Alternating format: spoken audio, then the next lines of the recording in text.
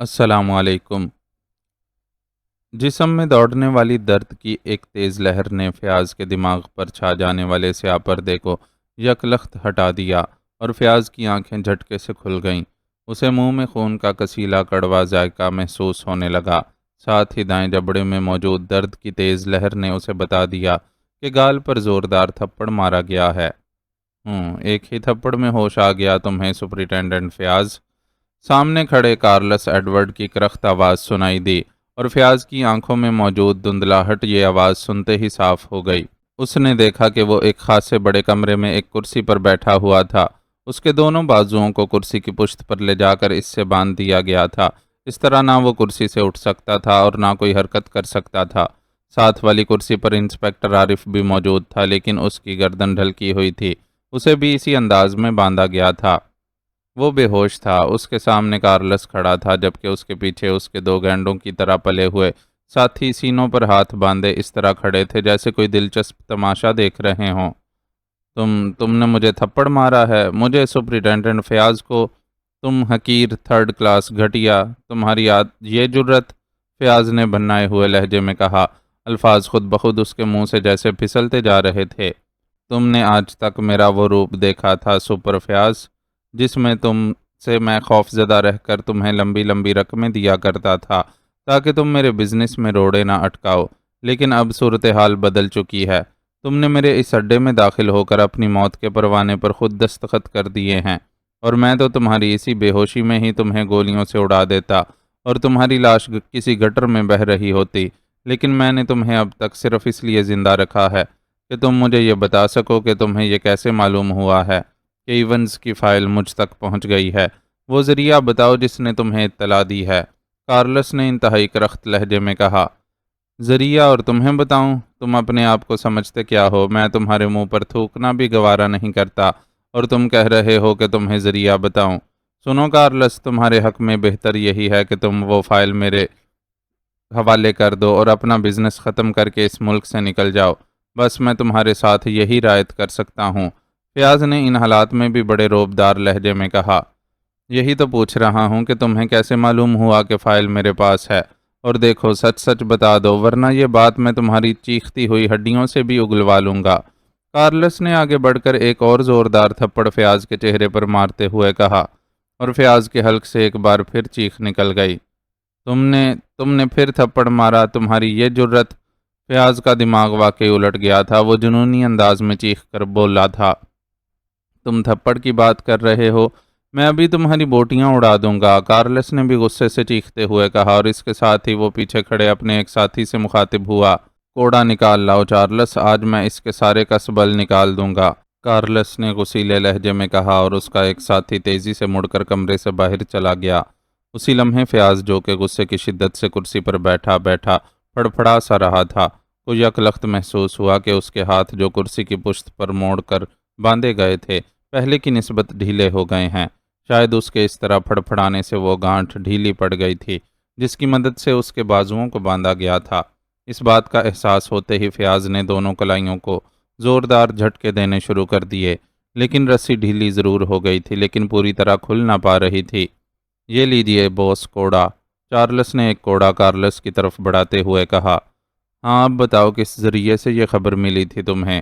کارلس نے کوڑے کو دہشت ناک انداز میں ہوا میں چٹکھاتے ہوئے کہا، اور پھر اس سے پہلے کہ فیاض کوئی جواب دیتا، کارلس نے پوری قوت سے کوڑا اس کے جسم پر رسید کر دیا، اور فیاض کے حلق سے ایسی چیخ نکلی جیسے چیخ کے ساتھ اس کے جسم سے روح بھی ساتھ ہی نکلتی جا رہی ہو۔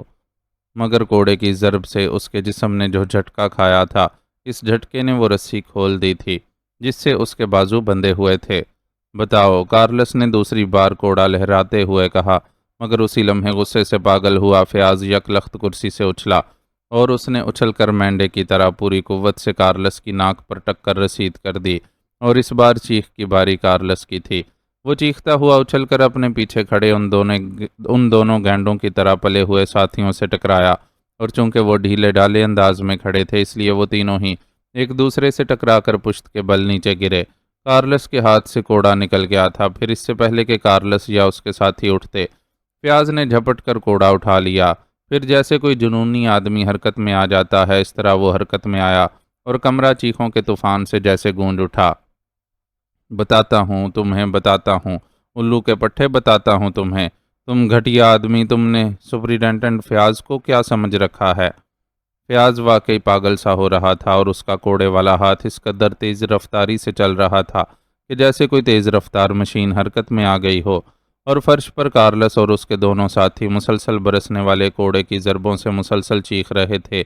فیاض نے انہیں اٹھنے یا سنبھلنے کی مہلت ہی نہ دی تھی اور ان تینوں کے جسم بری طرح لہو لہان ہو رہے تھے۔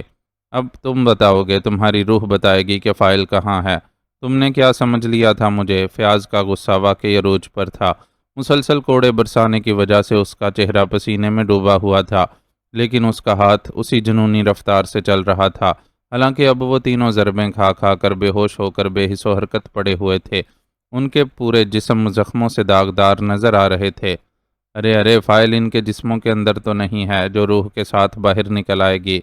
اچانک فیاض کے کانوں سے عمران کی آواز ٹکرائی، اور جس طرح چابی ختم ہو جانے پر چابی والا کھلونا یکلخت رک جاتا ہے، اس طرح کوڑے برساتا ہوا فیاض بھی یکلخت ساکت ہو گیا، لیکن وہ بری طرح ہانپ رہا تھا۔ تم یہاں کیسے آ گئے؟ فیاض نے ہانپتے ہوئے کہا۔ ان کی چیخیں اور کوڑے کی آوازیں کھینچ لائی تھیں۔ اب مجھے کیا معلوم تھا کہ تم اس قدر تیز رفتاری سے بھی کوڑے برسا سکتے ہو؟ ویسے تمہارا یہ غصہ دیکھ کر تو مجھے اب تم سے خوف آنے لگ گیا ہے، عمران نے سہمے ہوئے لہجے میں کہا، اور فیاض کے بے اختیار دانت نکل آئے۔ اس حرامی نے مجھے تھپڑ مارے تھے، اس گھٹیا آدمی نے یہ سمجھا تھا کہ 2-3 ہوٹل خرید کر وہ مجھ پر روب جما لے گا۔ فیاض نے ہونٹ چباتے ہوئے کہا۔ وہ فائل اس کے پاس ہے؟ عمران نے مسکراتے ہوئے پوچھا۔ وہ فیاض کی فطرت کو اچھی طرح سمجھتا تھا۔ فیاض کی انا کو ٹھیس پہنچی تھی، اس لیے وہ پاگل ہو گیا تھا، ورنہ شاید عام حالات میں وہ ان کے جسم دیکھ کر ہی ان کی طرف سے مروب ہو کر سہم جاتا۔ ہاں، اس نے فون پر بھی کہا تھا، میں نے خود فون پر اس کی بات سنی ہے، فیاض نے سر ہلاتے ہوئے کہا۔ فون پر کیا مطلب؟ عمران نے چونک کر پوچھا، اور فیاض نے اسے بتایا کہ کس طرح انسپکٹر عارف نے جابر کا کلو تلاش کیا اور وہ گلبار کالونی میں کوٹھی نمبر 25 میں پہنچے، پھر وہاں سے نکل کر دوسری کوٹھی میں جانے اور وہاں رچرڈ کے ساتھی کی طرف سے دی گئی اطلاع سے انہیں کس طرح معلوم ہوا کہ ان کا باس ایونز اس کارلس کے پاس پہنچا ہے، اور پھر وہ کس طرح وہاں سے نکلے اور عارف تو تہہ خانہ ڈھونڈنے گیا جبکہ وہ کسی طرح یہاں پہنچ گیا، اور یہاں فون پر اس نے کیا بات سنی، اس کے بعد اسے بے ہوش کر دیا گیا۔ اب جب ہوش آیا تو عارف ساتھ والی کرسی پر بے ہوش پڑا ہوا تھا۔ تم وہ فائل تلاش کرو، وہ لازماً یہیں موجود ہوگی، عمران نے مڑ کر ٹائیگر سے کہا جو خاموش کھڑا تھا، اور فیاض نے جلدی سے ٹائیگر کو فائل کی نشانیاں بتانی شروع کر دیں۔ ٹائیگر سر ہلاتا ہوا آگے بڑھ گیا۔ تو تم اتفاق سے یہاں پہنچ گئے، ویسے تم مادام فراو اور عزیز خان کے پاس کیوں گئے تھے؟ عمران نے مسکراتے ہوئے پوچھا۔ تمہیں کیسے معلوم ہوا؟ کیا تم میری نگرانی کر رہے تھے؟ فیاض نے چونک کر پوچھا۔ ارے نہیں، دراصل جب بھی تم کسی مادام کے پاس جاتے ہو تو میرے دل کی دھڑکنیں خود بخود تیز ہو جاتی ہیں، عمران نے مسکراتے ہوئے کہا، اور فیاض بے اختیار جھینپ سا گیا، اور پھر اس نے وہ سارے واقعات مختصر طور پر سنا دیے جس کی وجہ سے وہ عزیز خان کی کوٹھی میں گیا تھا۔ اوہ، پھر تو تم اس وقت ڈائریکٹر جنرل ہو، تم سے تو ویسے بھی ڈرنا چاہیے، عمران نے مسکراتے ہوئے کہا۔ ہاں، میں چاہوں تو ابھی تمہارے ہاتھوں میں ہتھکڑیاں ڈلوا دوں، اب مجھے اجازت لینے کی بھی ضرورت نہیں، فیاض نے کہا، اور اس کے ساتھ ہی اس کا سینہ خود بخود باہر کو ابھر آیا۔ اسی لیے تمہارا غصہ بڑھ گیا ہے، مگر اختیاراتی ڈائریکٹر جنرل صاحب، اگر کارلس کے پاس سے فائل نہ نکلی تو پھر تمہارے اختیارات تمہیں قانون سے نہ بچا سکیں گے، کارلس کے ہاتھ بے حد لمبے ہیں، عمران نے مسکراتے ہوئے کہا۔ کیسے نہیں ملے گی، میں اس کی روح سے بھی اگلوا لوں گا، فیاض نے ہونٹ بھینچتے ہوئے کہا۔ باس، یہاں مطلوبہ فائل کہیں بھی موجود نہیں ہے، میں نے ہر جگہ تلاش کر لی ہے، اسی لمحے ٹائیگر نے اندر داخل ہوتے ہوئے کہا۔ یہ کیسے ممکن ہے، میں خود تلاش کرتا ہوں، فیاض نے چیختے ہوئے کہا، اور تیزی سے دوڑتا ہوا دروازے سے باہر نکل گیا۔ ٹائیگر، اس کارلس کو اٹھاؤ، ہم نے فیاض کی آمد سے پہلے یہاں سے نکلنا ہے، کارلس اتنا احمق نہیں ہے کہ یہاں فائل رکھے، اور اگر اس کو فوری طبی امداد نہ ملی اور یہ مر گیا تو پھر سمجھو فائل ہمیشہ کے لیے دفن ہو جائے گی، عمران نے فیاض کے جاتے ہی تیز لہجے میں کہا۔ ٹھیک ہے جناب، آئیے، ٹائیگر نے کہا، اور اس نے جھک کر بے ہوش اور زخمی کارلس کو اٹھا کر کاندھے پر ڈالا، اور پھر وہ اسی دروازے کی طرف بڑھ گئے جسے وہ کھول کر ادھر آئے تھے۔ یہ ایک چھوٹا سا کمرہ تھا جس کے بعد وہ خوابگاہ کا دروازہ آتا تھا، جسے عمران نے لات مار کر کھولا تھا۔ عمران نے آتے ہوئے دونوں دروازے اندر بند کر دیے تھے تاکہ فیاض ان کے پیچھے نہ آ سکے۔ مگر باس، ادھر سے تو راستہ اب کھل نہیں سکتا، ٹائیگر نے خوابگاہ میں پہنچتے ہی چونک کر کہا۔ دوسری طرف فیاض موجود ہے اور وہ اس وقت ڈائریکٹر جنرل ہے، عمران نے مسکراتے ہوئے کہا اور تیزی سے سیڑھیاں چڑھتا ہوا اوپر پہنچا۔ اس نے پہلے تو الماری کی پشت کو ہلا جلا کر ہٹانے کی کوشش کی، لیکن الماری اپنی جگہ جام تھی۔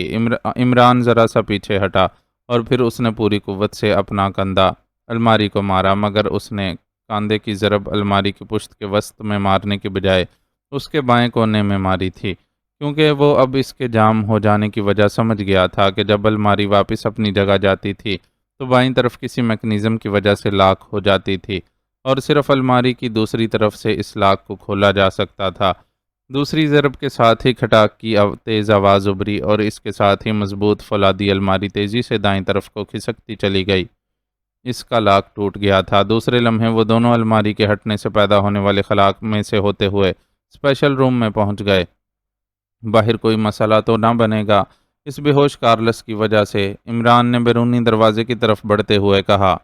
او نہیں سر، باہر راہداری سے ایک اور خفیہ راستہ پیچھے گلی کی طرف جاتا ہے، میں اس راستے کو جانتا ہوں اور ہم کسی کی نظروں میں آئے بغیر باہر پہنچ جائیں گے، ٹائیگر نے کہا اور عمران نے سر ہلا دیا، اور پھر واقعی وہ اس خفیہ راستے سے کسی کی نظروں میں آئے بغیر عقبی گلی میں پہنچ گئے۔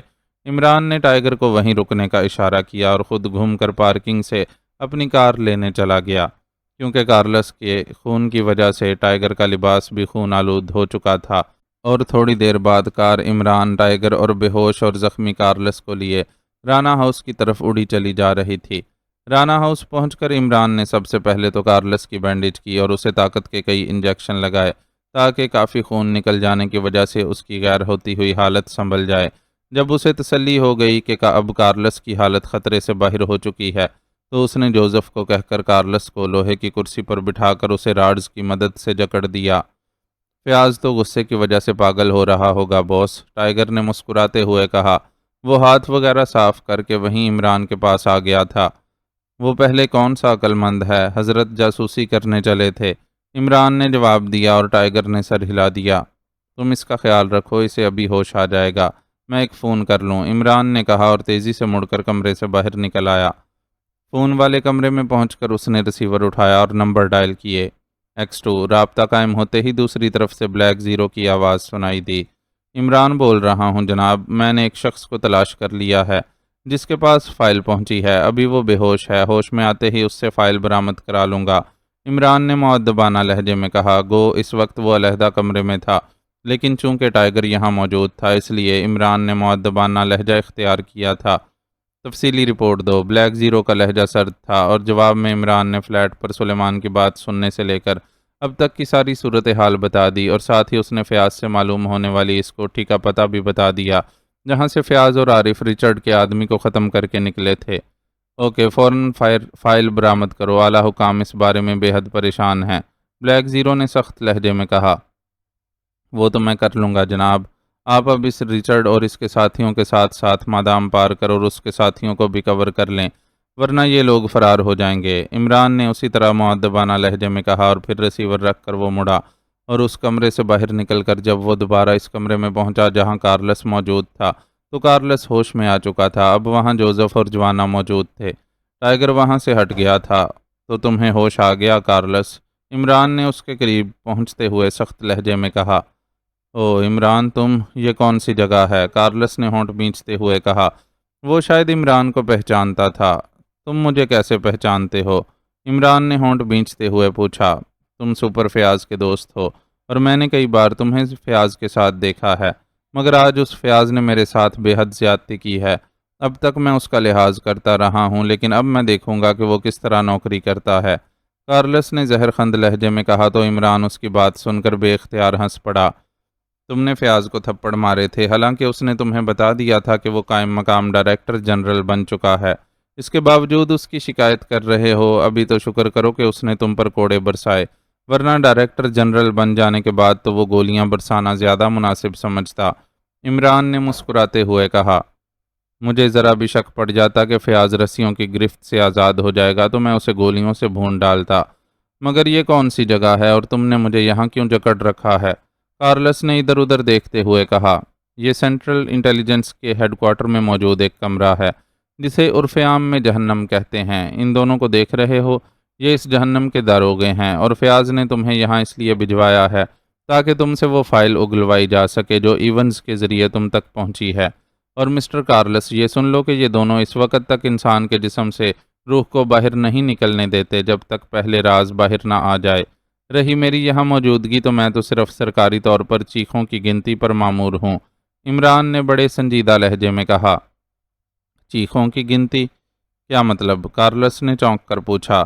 بھائی بتایا تو ہے، سینٹرل انٹیلیجنس سرکاری ادارہ ہے اور سرکاری اداروں میں ہر چیز کا باقاعدہ حساب رکھا جاتا ہے۔ اب تم خود سوچو کہ حکومت کس طرح یہ برداشت کر سکتی ہے کہ چیخوں کا حساب خرد برد ہو جائے۔ چنانچہ یہ دونوں جب تم سے فائل برآمد کرائیں گے تو میں تمہاری چیخیں گنوں گا اور پھر ان کو باقاعدہ رجسٹر میں درج کیا جائے گا۔ البتہ ایک بات بتا دوں کہ یہاں آنے والوں کی چیخوں کی تعداد 5 سے کبھی بڑھ نہیں سکی۔ اب دیکھو تم میں کتنی ہمت ہے، عمران نے ایسے لہجے میں کہا جیسے وہ واقعی سرکاری طور پر چیخیں گننے پر مامور ہو۔ کیا تم پاگل ہو؟ میرے پاس کوئی فائل نہیں ہے، اور سنو، میں ایک معزز شہری ہوں، حکومت کو بھاری ٹیکس ادا کرتا ہوں، تم لوگ مجھ پر تشدد نہیں کر سکتے۔ کارلس نے تیز لہجے میں کہا۔ بھائی اس میں حیرت کی کون سی بات ہے؟ تمہارے ادا کردہ ٹیکس سے تو حکومت چیخیں گننے کی تنخواہ دیتی ہے۔ ویسے بہتر تو یہی ہے کہ تم مجھے اس حساب کتاب سے بچا کر خود ہی وہ جگہ بتا دو جہاں تم نے فائل رکھی ہے۔ عمران نے کہا۔ میرے پاس کوئی فائل نہیں ہے اور نہ ہی میں کسی ایونز کو جانتا ہوں، کارلس نے ہونٹ بھینچتے ہوئے انتہائی سخت لہجے میں کہا۔ اوکے، پھر تو گنتی کرنی ہی پڑے گی۔ ٹھیک ہے مسٹر جوانا، تم اپنا کام شروع کرو، ویسے خیال رکھنا مجھے زیادہ حساب رکھنے کے چکر میں نہ ڈالنا۔ عمران نے منہ بنا کر پیچھے ہٹتے ہوئے کہا۔ حساب کیسا؟ چیخ مارنا تو کجا، اس چھوٹے حلق سے تو بیں بیں کی آواز بھی نہ نکلے گی، جوانا نے سخت لہجے میں کہا، اور پھر قدم آگے بڑھاتا ہوا وہ کارلس کی طرف بڑھنے لگا۔ میں سچ کہہ رہا ہوں، میرے پاس فائل نہیں ہے، کارلس نے احتجاج کرتے ہوئے کہا، مگر دوسرے لمحے جوانا کا بازو لہرایا اور کارلس کے حلق سے ایک زوردار چیخ نکلی۔ جوانا کا بھرپور تھپڑ اس کے گال پر پڑا تھا، اور وہ نہ صرف اس کا گال پھٹ گیا تھا بلکہ اس کے منہ سے دانت اس طرح اچھل کر فرش پر آ گرے تھے جیسے فرائی پین سے پاپ کارن باہر آتے ہیں۔ 1۔ عمران نے باقاعدہ گنتی شروع کر دی۔ میں سچ، کارلس نے ہذیانی انداز میں کہا، مگر ایک بار پھر جوانا کا دوسرا بازو گھما اور ایک بار پھر کارلس کے حلق سے نکلنے والی چیخ سے کمرہ گونج اٹھا۔ دوسرا گال بھی پھٹ گیا تھا اور منہ میں باقی رہ جانے والے دانت بھی باہر آ گئے تھے۔ 2۔ عمران کی گنتی جاری تھی۔ جوانا کا بازو ایک بار پھر اٹھا ہی تھا کہ کارلس چیخ پڑا۔ رک جاؤ، بتاتا ہوں، مجھے مت مارو۔ وہ فائل اسی اڈے کی ایک خفیہ الماری میں رکھی ہوئی ہے، دفتر والے کمرے کے میز کے پائے پر بٹن لگا ہوا ہے، وہ بٹن دباؤ تو دیوار میں الماری کھل جاتی ہے، اس میں فائل موجود ہے، کارلس نے کہا۔ چلو مسئلہ 2 تک کی گنتی میں ہی حل ہو گیا، ورنہ خام خواہ لمبا حساب رکھنا پڑتا، عمران نے مسکراتے ہوئے کہا، اور پھر تیزی سے مڑ کر وہ کمرے سے نکلا۔ ٹائیگر اسے ڈرائنگ روم میں ہی مل گیا۔ باس، میں اس لیے ہٹ آیا تھا کہ وہ مجھے کوبرے کے روپ میں پہچانتا ہے، ٹائیگر نے اس کمرے سے آ جانے کا جواز پیش کرتے ہوئے کہا۔ چھوڑو اسے، تم جا کر وہ فائل لے آؤ، عمران نے کہا اور کارلس کی بتائی ہوئی جگہ کی تفصیل بتا دی۔ ٹھیک ہے باس، میں لے آتا ہوں، ٹائیگر نے کہا اور تیزی سے مڑ کر بیرونی حصے کی طرف بڑھ گیا۔ رچرڈ نے کار کاسموس کلب سے ذرا ہٹ کر ایک طرف روکی اور پھر وہ دروازہ کھول کر نیچے اتر آیا۔ اس کے ہمراہ 2 ساتھی تھے، وہ بھی کار سے نیچے اترے اور پھر وہ تینوں تیز تیز قدم اٹھاتے کاسموس کلب کی طرف بڑھتے چلے گئے۔ باس، یہاں ایک ویٹر میرا واقف ہے، خاصا ہوشیار اور تیز آدمی ہے، میں زیادہ تر اس کلب میں آتا رہا ہوں، اس لیے وہ مجھ سے خاصا شناسا ہو چکا ہے، اگر آپ کہیں تو میں اسے ٹٹولوں، رچرڈ کے ایک ساتھی نے رچرڈ سے مخاطب ہو کر کہا۔ او جانی، اگر ایسا ہے تو زیادہ بہتر ہے، کہاں ہے؟ بلاؤ اسے، رچرڈ نے چونک کر کہا۔ آپ یہیں رکیں، میں اسے لے آتا ہوں، میرا خیال ہے اگر اسے ذرا بھی موٹی رقم دے دی جائے تو وہ ساری بات اگل دے گا، جانی نے کہا، اور رچرڈ تو سر ہلاتا ہوا وہیں رک گیا جبکہ جانی تیز تیز قدم اٹھاتا آگے بڑھ گیا۔ تھوڑی دیر بعد جب وہ واپس آیا تو اس کے ساتھ ایک ادھیڑ عمر آدمی تھا جس کے جسم پر ویٹروں جیسی وردی تھی۔ رچرڈ اسے ایک نظر دیکھتے ہی پہچان گیا کہ یہ شخص دولت کے بدلے اپنے آپ کو بھی فروخت کرنے سے گریز نہ کرے گا۔ جی صاحب فرمائیے، اس ویٹر نے قریب آ کر کہا۔ تمہارا نام کیا ہے؟ رچرڈ نے اس سے مخاطب ہو کر پوچھا۔ میرا نام مارٹن ہے جناب، جونی صاحب نے مجھے بتایا ہے کہ آپ کچھ معلومات چاہتے ہیں جن کے بدلے میں مجھے بھاری رقم مل سکتی ہے۔ مارٹن نے ہونٹ بھینچتے ہوئے کہا۔ ہاں، رچرڈ نے سر ہلاتے ہوئے کہا اور جیب سے ایک بڑا نوٹ نکال کر اس کے ہاتھ پر رکھ دیا۔ مارٹن نے بجلی کی سی تیزی سے نوٹ اپنی جیب میں منتقل کر دیا۔ اس کے چہرے پر اب مسرت کے آثار نمودار ہو گئے تھے۔ سنو، کارلس ایڈورڈ کا ایک ساتھی میرے دوست کو ہوٹل سنویو سے لے کر سیاہ رنگ کی کار میں یہاں آیا ہے۔ میں یہ معلوم کرنا چاہتا ہوں کہ اس وقت کارلس اور وہ میرا دوست کہاں موجود ہیں۔ رچرڈ نے کہا۔ او، سیاہ کار، پھر وہ لازماً فلیکر ہوگا، لیکن وہ یہاں نہیں آیا کیونکہ باس آج یہاں نہیں آئے۔ وہ ہوٹل برگنزا میں اپنے اڈے پر ہیں۔ فلیکر آپ کے دوست کو لے کر وہیں گیا ہوگا، مارٹن نے جلدی سے جواب دیتے ہوئے کہا۔ ہوٹل برگنزا، وہ کہاں ہے؟ رچرڈ نے چونک کر پوچھا۔ اگر آپ مجھے ایسا ایک نوٹ اور دے دیں تو میں آپ کو وہ خفیہ اڈا بھی بتا سکتا ہوں جہاں باس موجود ہوتا ہے۔ یہ بتا دوں کہ یہ اڈا کم ہی لوگوں کو معلوم ہے۔ میں چونکہ کافی عرصہ ہوٹل برگنزا میں رہا ہوں اس لیے مجھے معلوم ہے، لیکن ایک شرط ہے، آپ کسی کو بتائیں گے نہیں کہ میں نے آپ کو اڈے کے متعلق کچھ بتایا ہے۔ مارٹن نے کہا۔ سنو مارٹن، میں تمہیں ایک کے بجائے 2 نوٹ دے سکتا ہوں، لیکن شرط یہ ہے کہ تم کسی طرح ہمیں یہ معلوم کر دو کہ کارلس اور ہمارا دوست اس اڈے میں موجود ہیں یا نہیں۔ اگر وہاں نہیں ہیں تو اس وقت کہاں ہیں؟ رچرڈ نے سخت لہجے میں کہا۔ نکالیے نوٹ، میں ابھی معلوم کر لیتا ہوں، مجھے صرف برگنزا ایک فون کرنا پڑے گا اور بس، مارٹن نے کہا۔ اوکے جونی، تم اس کے ساتھ جاؤ، میں نہیں چاہتا کہ یہ ہم سے بلف کرے اور بعد میں اپنی جان سے بھی ہاتھ دھو بیٹھے، رچرڈ نے کہا اور جیب سے 2 نوٹ نکال کر اس نے مارٹن کے ہاتھ پر رکھ دیے۔ آپ فکر نہ کریں، کوئی بلف نہ ہوگا۔ آئیے مسٹر جونی، آپ بے شک ساتھ آ جائیں، مارٹن نے کہا اور تیزی سے مڑ گیا۔ جونی اس کے ساتھ چلا گیا۔ پھر تقریباً 10 منٹ بعد جونی اکیلا تیز تیز قدم اٹھاتا واپس آ گیا۔ بوس غضب ہو گیا، اس کارلس نے باس ایونز کو گولی مار دی ہے، وہ اس وقت اسی تہہ خانے میں ہے، جونی نے قدرے گھبرائے ہوئے لہجے میں کہا۔ کیا کہہ رہے ہو؟ باس ایونز کو گولی مار دی ہے؟ کیوں؟ رچرڈ نے بے اختیار اچھلتے ہوئے کہا۔ باس مارٹن نے برگنزا ہوٹل میں ایک آدمی فلپ کو فون کیا اور اس سے کارلس کے متعلق پوچھا۔ اس نے اس سے کہا کہ ایک بڑی پارٹی اس کے ہاتھ میں ہے اور وہ اس پارٹی کو کارلس سے ملانا چاہتا ہے۔ اس پر اس فلپ نے بتایا کہ کارلس اس وقت کسی سے نہیں مل سکتا۔ اس پر جب مارٹن نے اصرار کیا تو اس فلپ نے بتایا کہ کارلس اڈے میں مصروف ہے۔ اس نے ایک آدمی کو جسے وہ ایونز کہہ رہا تھا اور جسے فلیکر بے ہوش کر کے لے آیا تھا اسے گولیوں سے اڑا دیا ہے، اور وہ فلپ فون آنے سے پہلے اس کی لاش کو گٹر میں بہا کر فارغ ہوا ہے، جونی نے تیز تیز لہجے میں کہا۔ اوہ ویری بیڈ، وہی ہوا جس کا مجھے خدشہ تھا، باس نے اسے فائل کے متعلق بتا دیا ہوگا اور اس کی نیت خراب ہو گئی ہوگی۔ اب ہمیں نہ صرف باس کا انتقام لینا ہے بلکہ وہ فائل بھی اس کارلس سے واپس حاصل کرنی ہے۔ چلو، رچرڈ نے غصیلے انداز میں ہونٹ چباتے ہوئے کہا اور وہ تینوں تیزی سے واپس اپنی کار کی طرف بڑھ گئے۔ باس، میرا خیال ہے اس اڈے تک پہنچنے کے لیے ہمیں اس فلپ کو ڈھونڈنا پڑے گا، اس بار رچرڈ کے دوسرے ساتھی نے کہا۔ ہاں جوزف، میں نے بھی یہی سوچا ہے، رچرڈ نے سر ہلاتے ہوئے کہا۔ تھوڑی دیر بعد ان کی کار ہوٹل برگنزا کے سامنے پہنچ گئی۔ ڈرائیونگ سیٹ پر جونی تھا۔ وہ شاید ہوٹل برگنزا کا پتہ اس مارٹن سے معلوم کر آیا تھا، اس لیے وہ بغیر کسی سے پوچھے سیدھا ہوٹل پہنچ گیا تھا۔ کار ہوٹل سے باہر ایک دکان کی سائڈ میں روک کر وہ تینوں اترے اور تیز تیز قدم اٹھاتے ہوٹل کی طرف بڑھتے گئے۔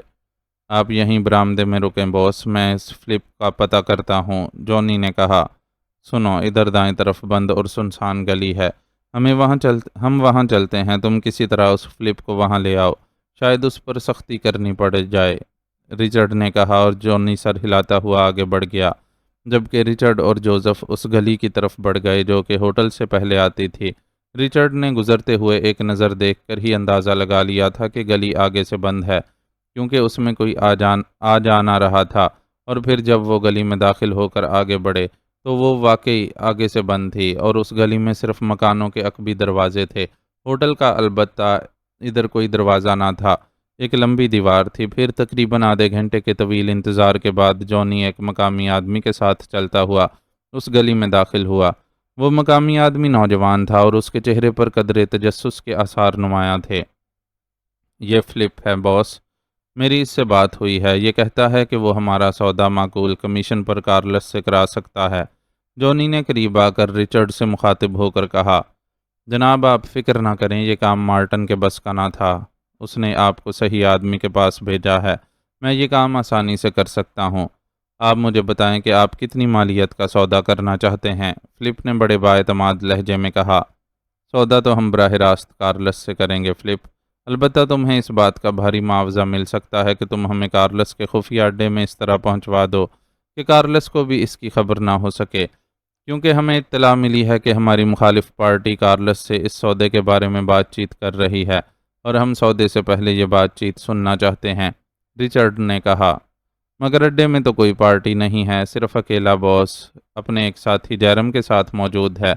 فلپ نے حیران ہو کر جواب دیا، تمہیں نہیں معلوم؟ وہ لوگ ابھی وہاں گئے ہیں۔ بہرحال تم بتاؤ، تم ہماری شرط پر یہ کام کر سکتے ہو یا نہیں؟ اگر کر سکتے ہو تو معاوضہ بتاؤ، نہیں کر سکتے تو جواب دو، ہم کوئی اور طریقہ سوچ لیں گے۔ رچرڈ نے اس بار قدرے سخت لہجے میں کہا، مسئلہ ہے تو خطرناک، کیونکہ باس کے اڈے میں اس طرح خفیہ طور پر داخل ہونے سے باس ناراض بھی ہو سکتا ہے۔ بہرحال ٹھیک ہے، میں سنبھال لوں گا، میں ایک راستہ ایسا جانتا ہوں جس کا علم بظاہر صرف باس کو ہی ہے، لیکن مجھے بھی معلوم ہے، اس لیے اگر کوئی بات ہوئی تو میں صاف مکر جاؤں گا۔ اوکے، میں اس کا معاوضہ 50,000 روپے لوں گا، فلپ نے کہا۔ ٹھیک ہے، ہم کوئی رعایت نہیں مانگیں گے، لیکن یہ سوچ لو کہ اگر ہماری شرط پوری نہ ہوئی تو تم اپنی جان بھی گنوا سکتے ہو۔ رچرڈ نے سر ہلاتے ہوئے جواب دیا، آپ فکر نہ کریں، لیکن یہ پہلے بتا دوں کہ اگر باس ناراض ہوا تو میں آپ سے ملنے سے صاف مکر جاؤں گا، اور دوسری بات یہ کہ میں صرف ایک آدمی کو لے جا سکتا ہوں، وہاں ایک آدمی سے زیادہ چھپنے کی کوئی جگہ ہی نہیں ہے۔ فلپ نے جواب دیا، ٹھیک ہے، میں خود جاؤں گا، باقی ساتھی یہیں رہیں گے۔ رچرڈ نے کہا اور اس نے جوزف کو اشارہ کیا کہ وہ فلپ کو رقم دے دے۔ جوزف نے جیب سے نوٹوں کی ایک گڈی نکال کر فلپ کو پکڑا دی۔ فلپ نے بڑے حریصانہ انداز میں گڈی اپنی جیب میں ڈالی۔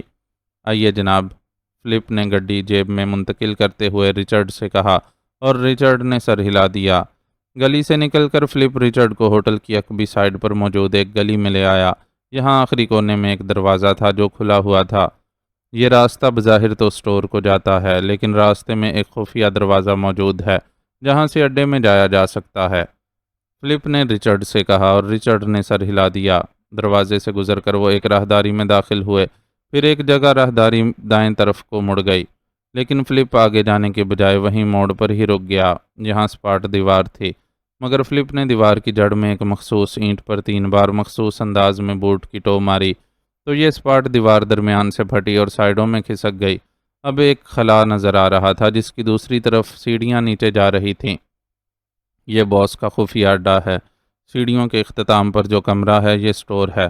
یہاں سے دروازہ باس کے خاص دفتر میں کھلتا ہے۔ باس اگر کسی پارٹی سے بات چیت کرے گا تو اسی دفتر میں ہی کرے گا۔ جب آپ سیڑھیاں اتریں گے تو یہ دیوار خود بخود برابر ہو جائے گی۔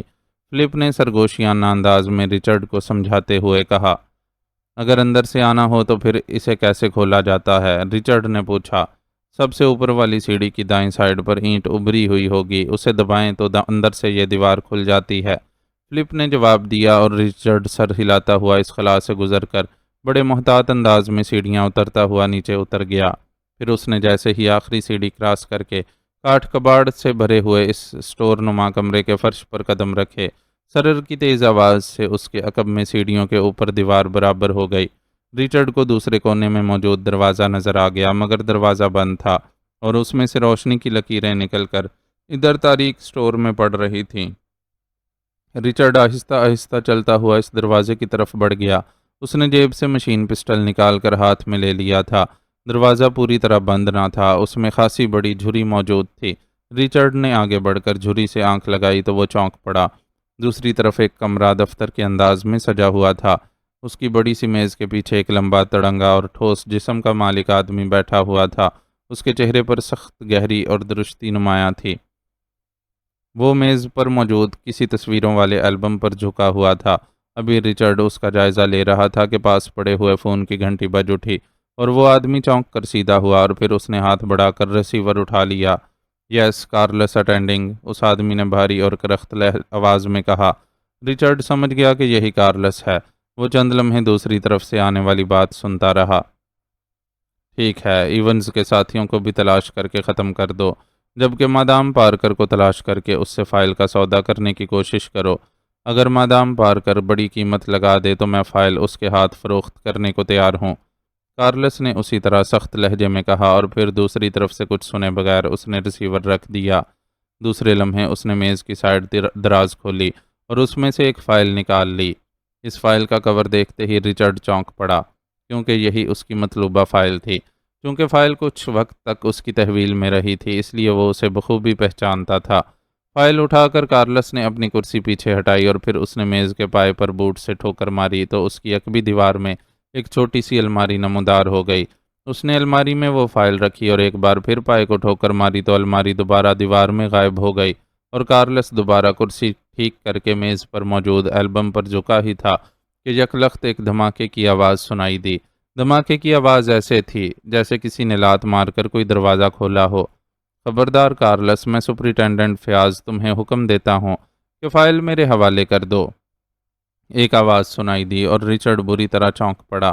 اس نے آنکھ لگائی تو اسے میز کی دوسری سائڈ پر واقعی سپرنٹینڈنٹ فیاض ہاتھ میں ریوالور لیے کھڑا نظر آ گیا۔ اس کا ذہن حیرت کی شدت سے سن سا ہو گیا، کیونکہ فیاض کو تو وہ اس کے ساتھی کے ساتھ ایک اپنے اڈے میں بندھا ہوا چھوڑ آیا تھا، مگر فیاض نہ صرف وہاں سے نکل آیا تھا بلکہ وہ سیدھا یہاں بھی پہنچ گیا تھا۔ تو تم سپر فیاض اور یہاں ادھر سے کیا مطلب؟ تم اسپیشل روم والے خفیہ راستے سے کیسے یہاں پہنچ گئے؟ کارلس نے بوکھلائے ہوئے لہجے میں کہا۔ اس کے ساتھ ہی وہ اٹھ کھڑا ہوا تھا۔ اس کے چہرے پر واقعی شدید حیرت نمایاں تھی اور رچرڈ نے ہونٹ بھینچ لیے۔ کارلس کی بات سے ظاہر ہوتا تھا کہ کوئی اور راستہ بھی ہے جو کسی اسپیشل روم سے آتا ہے، اور فیاض کے اس راستے سے آمد کا کارلس کو بھی علم نہ ہو سکا تھا۔ تو تم نے سمجھ لیا تھا کہ ایون سے فائل حاصل کر کے تم یہاں چھپ کر بچ جاؤ گے؟ نکالو، کہاں ہے فائل؟ فیاض نے روبدار لہجے میں کہا۔ فائل؟ کون سی فائل؟ کارلس نے اس بار سنبھلے ہوئے لہجے میں کہا۔ وہ فائل جو تم نے ایونز سے حاصل کی ہے، فیاض نے غصیلے لہجے میں کہا۔ ایونز؟ کون ایونز؟ تم کیسی باتیں کر رہے ہو؟ اور سنو، تمہیں کیا حق پہنچتا ہے کہ تم اس طرح معزز لوگوں کی پرائیویسی میں مداخلت کرو؟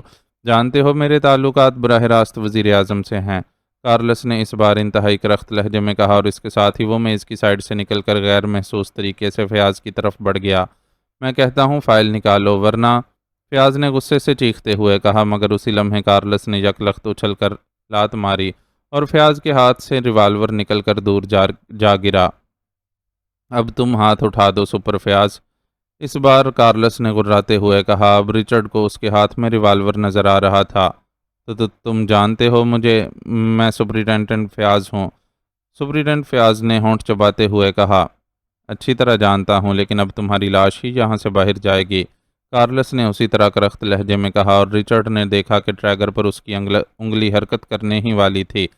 میں تمہیں جیل میں سڑا دوں گا، ابھی انسپکٹر عارف یہاں پہنچ جائے گا، تم کیا سمجھتے ہو میں تمہیں گولی مار دوں گا؟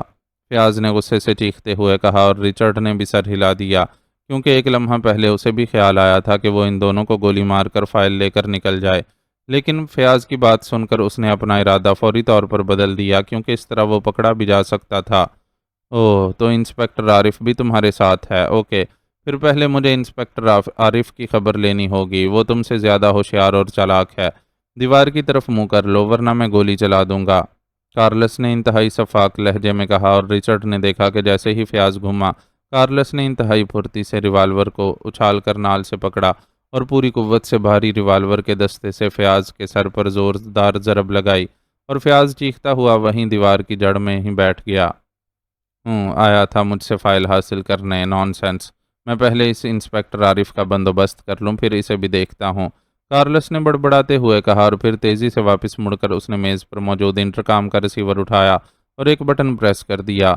کارلس بول رہا ہوں، سپرنٹینڈنٹ فیاض اسپیشل روم کے راستے سے اندر اڈے میں پہنچ گیا ہے اور انسپکٹر عارف بھی یہاں پہنچنے والا ہے۔ ولسن کو کہو کہ وہ انسپکٹر عارف کو تلاش کرے، وہ اسے اچھی طرح جانتا ہے، اور پھر اسے بے ہوش کر کے اسی اسپیشل روم کے راستے میں اندر سٹنگ روم میں پہنچا دے، اور ولسن کے ساتھ ہی چارلس کو بھی بھیج دینا، اور سنو، آئندہ اسپیشل روم میں میری اجازت کے بغیر کسی کو بھی داخل نہ ہونے دینا، کارلس نے چیختے ہوئے کہا، اور پھر ایک جھٹکے سے ریسیور رکھ کر وہ مڑا اور تیزی سے فرش پر بے ہوش پڑے ہوئے فیاض کی طرف بڑھ گیا۔ اسے سٹنگ روم میں کرسی پر باندھ دو، کہیں ہوش میں نہ آ جائے، کارلس نے بڑبڑاتے ہوئے کہا، اور پھر وہ فیاض کو بازو سے پکڑ کر گھسیٹتا ہوا اسی دروازے کی طرف بڑھ گیا جدھر سے فیاض اس دفتر نما کمرے میں داخل ہوا تھا۔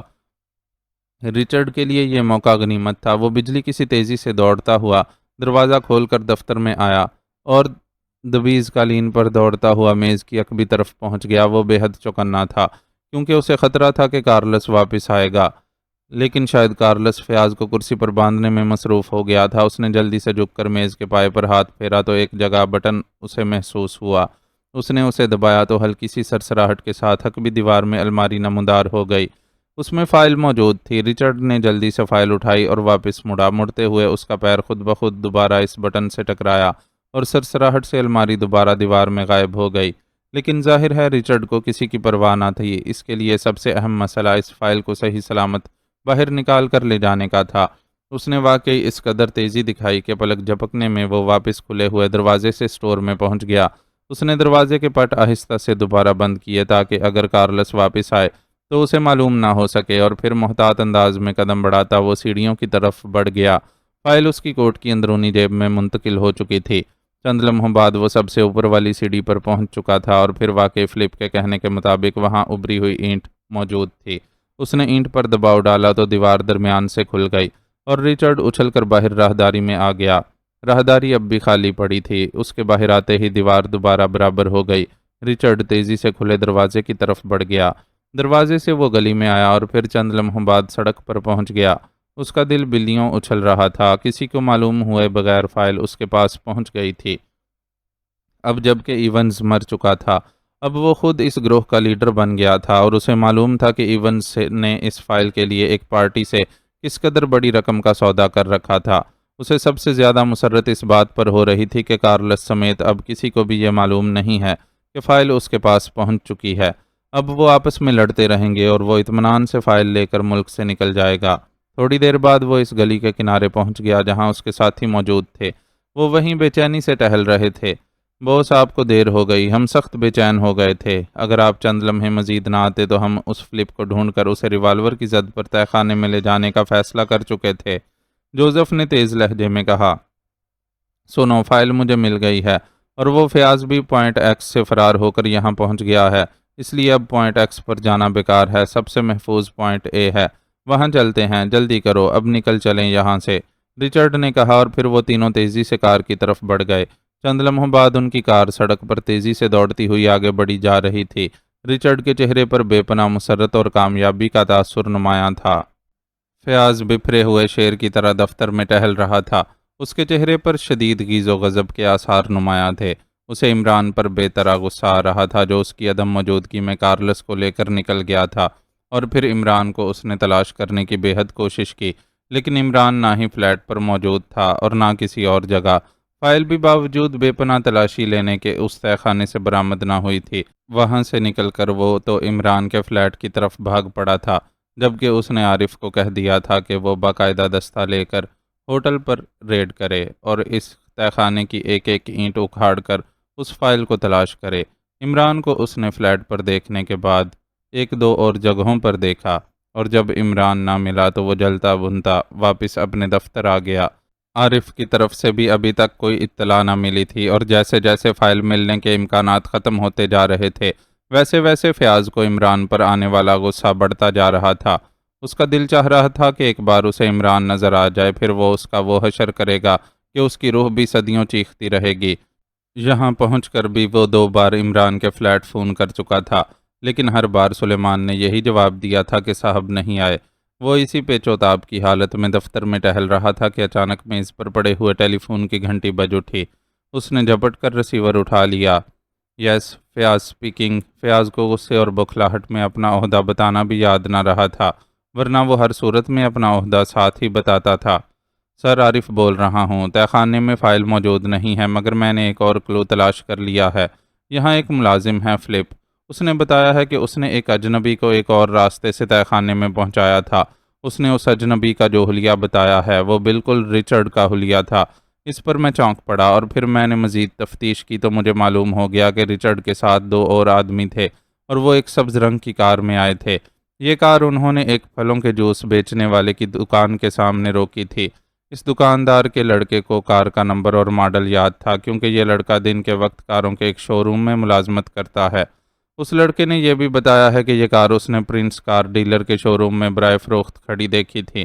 چنانچہ میں نے پرنس کار ڈیلر سے معلومات حاصل کی تو پتہ چلا کہ یہ کار اس نے ایک غیر ملکی کے ہاتھ فروخت کی تھی جس کا نام جوزف ہے۔ اس کا پتہ کنگز کالونی کوٹھی نمبر 12 ڈیلر کے پاس درج ہے۔ رچرڈ کی تلاش کے دوران میں نے گلبار کالونی کی کوٹھی نمبر 25 اور زیرو کالونی کی کوٹھی نمبر 108 جہاں سے ہم نکلے تھے بھی آدمی بھیجے تھے۔ وہاں سے اطلاع ملی ہے کہ دونوں کوٹھیاں خالی پڑی ہوئی ہیں۔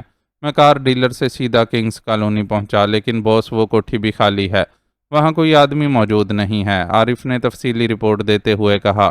اس رپورٹ سے ثابت ہوتا تھا کہ انسپیکٹر عارف کام کے معاملے میں خاصا تیز واقع ہوا ہے کیونکہ اتنے کم وقت میں اس نے خاصی معلومات حاصل کر لی تھیں، لیکن اس محنت کا کوئی نتیجہ برآمد نہیں ہو رہا۔ تم کوٹھی کے اندر گئے تھے، ہو سکتا ہے وہاں سے رچرڈ کے بارے میں کوئی کلو مل سکے۔ ویسے اصل مسئلہ تو کارلس کو تلاش کرنا ہے، فائل تو اس کے پاس ہی ہوگی۔ فیاض نے الجھے ہوئے لہجے میں کہا۔ سر میرا خیال ہے کہ فائل رچرڈ لے اڑا ہے کیونکہ کارلس کو تو عمران اور اس کا ساتھی اس سیٹنگ روم سے لے کر گئے ہیں اور آپ کے کہنے کے مطابق اس وقت فائل کارلس کے پاس نہ تھی، اور ویسے بھی فائل چھپانے کے لیے صحیح جگہ دفتر والا کمرہ ہی ہو سکتا ہے، اور یہ بات طے ہے کہ کارلس اس تہہ خانے سے پہلے باہر نہیں گیا۔ عارف نے کہا۔ او ہاں واقعی تمہاری بات دل کو لگتی ہے۔ اس کا مطلب ہے کہ فائل عمران کو بھی نہیں مل سکے گی، پھر تو ہمیں ہر قیمت پر اس رچرڈ کو تلاش کرنا ہے۔ ٹھیک ہے تم وہیں کنگز کالونی رکو، میں خود آ رہا ہوں، فیاض نے تیز لہجے میں کہا، اور ریسیور رکھ کر وہ تیزی سے بیرونی دروازے کی طرف بڑھ گیا۔ چند لمحوں بعد اس کی جیپ خاصی تیز رفتاری سے کنگز کالونی کی طرف اڑی چلی جا رہی تھی۔ کنگز کالونی ایک چھوٹی سی کالونی تھی، اس لیے کنگز کالونی میں داخل ہونے کے بعد اس نے جلد ہی کوٹھی نمبر 12 تلاش کر لی۔ پھر جیسے ہی جیپ اس نے کوٹھی کے گیٹ پر روکی، ایک طرف سے انسپیکٹر عارف بھی قریب آ گیا۔ آؤ عارف، اندر چل کر دیکھیں، شاید کوئی کلو مل جائے اس نامراد رچرڈ کا، فیاض نے جیپ سے اترتے ہوئے کہا، اور عارف نے سر ہلا دیا۔ کوٹھی کے چھوٹے پھاٹک پر چونکہ تالا پڑا ہوا تھا اس لیے انسپیکٹر عارف بڑے پھاٹک پر چڑھ کر اندر کود گیا، اور پھر اس نے بڑا پھاٹک کھول دیا اور فیاض پیدل ہی اندر داخل ہو گیا۔ جیپ وہیں باہر ہی کھڑی رہی۔ چھوٹی سی کوٹھی تھی، اس میں فرنیچر موجود تھا لیکن آدمی کوئی نہ تھا، اور ہر چیز پر گرد بھی موجود تھی۔ اس کا مطلب تھا کہ یہاں کافی عرصے سے کوئی نہیں آیا۔ انسپیکٹر عارف نے ایک وارڈروب کھولی تو وہ بے اختیار چونک پڑا۔ گول الماری خالی تھی لیکن اس کے نچلے خانے کے اندرونی طرف دراز میں کاغذ کا کونا باہر جھانک رہا تھا۔ اس کاغذ کا انداز ایسا تھا جیسے وہ کسی لباس کی جیب سے نکل کر کونے کی درز میں پھنس گیا ہو۔ انسپیکٹر عارف نے جلدی سے کاغذ باہر کھینچا تو اس کے چہرے پر مسرت کے آثار نمودار ہو گئے۔ اس پر رچرڈ کی طرف سے کسی اکاؤنٹ کے نام رکا لکھا ہوا تھا کہ وہ اس کوٹھی کو چھوڑ کر اب گلستان کالونی کی کوٹھی نمبر 3 میں جا کر رہے۔ بہرحال یہ ایک نیا پتہ تھا، اس لیے انسپیکٹر عارف مڑا اور اس نے یہ کاغذ فیاض کو دکھایا۔ ٹھیک ہے، اسے بھی چیک کر لیں، یہ بین الاقوامی مجرم اسی طرح بہت سی کوٹھیاں لے لیتے ہیں اور ضرورت کے مطابق اسے بدلتے رہتے ہیں، فیاض نے کہا، اور تھوڑی دیر بعد اس کی کار گلستان کالونی کی طرف دوڑنے لگی۔ انسپیکٹر عارف چونکہ علیحدہ جیپ میں یہاں آیا تھا اس لیے وہ اپنی جیپ میں اس کے پیچھے تھا۔ گلستان کالونی پہنچ کر عارف نے اپنی جیپ آگے کر کے فیاض کو رکنے کا اشارہ کیا اور فیاض نے جیپ روک لی۔ سر آپ یہیں چوک پر رہیں، آپ یونیفارم میں ہیں، اگر مجرموں نے چیک کر لیا تو وہ فرار ہو جائیں گے۔ میں سادہ لباس میں ہوں، میں اس کوٹھی کی صورتحال چیک کر آتا ہوں، عارف نے کہا، اور اپنی جیپ ایک سائڈ پر روکی، اور پھر جیپ سے اتر کر وہ تیز تیز قدم اٹھاتا آگے بڑھ گیا۔ پھر تقریباً 15 منٹ بعد وہ دوڑتا ہوا واپس آیا۔ سر رچرڈ اندر موجود ہے، اس کے ساتھ 4 اور آدمی بھی ہیں، اور وہ سب فائل کو ملک سے نکالنے کے بارے میں باتیں کر رہے ہیں۔ وہ کار بھی موجود ہے، میں نے اندر جا کر چیکنگ کی ہے، عارف نے تیز تیز اور مسرت بھرے لہجے میں کہا۔ اوہ ویری گڈ انسپیکٹر عارف، تم نے واقعی بہترین کارکردگی دکھلائی ہے۔ فوراً جیپ پر ہیڈ کوارٹر جاؤ اور وہاں سے مسلح دستہ ساتھ لے آؤ تاکہ ان پر ریڈ کیا جا سکے، فیاض نے انتہائی مسرت بھرے لہجے میں کہا۔ سر میں نے ایک اور تجویز سوچی ہے، آدمیوں کے کال کرنے اور ریڈ کرنے میں تو کافی وقت لگ جائے گا۔ کوٹھی کے اندر بے ہوش کر دینے والی گیس کا کیپسول کیوں نہ فائر کر دیا جائے، اس سے یہ سب بے ہوش ہو جائیں گے اور ہم آسانی سے انہیں کور کر لیں گے۔ ایسا نہ ہو کہ یہ پھر نکل جائیں اور پھر ان کی تلاش مشکل ہو جائے گی، انسپکٹر عارف نے کہا۔ مگر بے ہوشی والا بم کیا یہاں دکان پر فروخت ہوتا ہے، احمق آدمی؟ پھر بھی تو ہیڈ کوارٹر جانا ہوگا، فیاض نے غصیلے لہجے میں کہا۔ سر، میں نے اپنی جیپ میں اسی قسم کا بہت سا سامان ایمرجنسی کے لیے رکھا ہوا ہے، میں لے آتا ہوں، انسپکٹر عارف نے مسکراتے ہوئے کہا اور تیزی سے ایک سائیڈ پر کھڑی اپنی جیپ کی طرف بڑھ گیا۔ اس نے جیپ کی پچھلی سیٹ اٹھائی اور اس کے نیچے بنے ہوئے صندوق نما خانے سے اس نے ایک لمبا مگر چپٹی نال کا پستول اٹھا کر سیٹ واپس رکھ دی۔ پستول اس نے جیب میں ڈال لیا۔ آئیے سر، انسپکٹر عارف نے کہا اور وہ دونوں تیز تیز قدم اٹھاتے آگے بڑھ گئے۔ تھوڑی دیر بعد عارف نے ایک چھوٹی سی کوٹھی کی طرف اشارہ کیا اور فیاض نے سر ہلا دیا۔ عارف نے کوٹھی کی سائیڈ گلی میں داخل ہو کر جیب سے وہی چپٹا اور لمبی نال والا پستول نکالا اور پھر اس نے ہاتھ اٹھا کر نال کا رخ اصل عمارت کے برآمدے کی طرف کیا اور ٹریگر دبا دیا۔ ٹھک کی تیز آواز کے ساتھ ہی پستول کی نال سے ایک چھوٹا سا کیپسول نکل کر ہوا میں اڑتا ہوا کوٹھی کے اندر جا گرا۔ آئیے سر، اب عقبی طرف سے اندر داخل ہوں، میں نے عقبی دروازہ اندر سے کھول دیا تھا، انسپکٹر عارف نے کہا اور وہ دونوں گلی میں سے ہوتے ہوئے عقبی طرف پہنچ گئے۔ یہاں ایک دروازہ موجود تھا۔ انسپکٹر عارف نے دروازے کو دھکیلا تو وہ کھل گیا۔